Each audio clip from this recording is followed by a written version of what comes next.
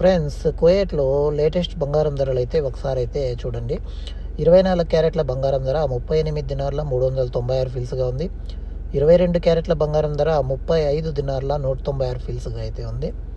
అలాగే 21 క్యారెట్ల బంగారం ధర 33 దినార్ల 596 ఫీల్స్గా అయితే ఉంది. చివరగా 18 క్యారెట్ల బంగారం ధర విషయానికి వస్తే 28 దినార్ల 797 ఫీల్స్గా అయితే ఉంది. బంగారం ధరలు అయితే ఆకాశాన్ని అంటుతున్నాయి. ఒకప్పుడు 18 క్యారెట్ల బంగారం ధర రేటు కంటే సగం రేటుకే బంగారం వచ్చేదనమాట.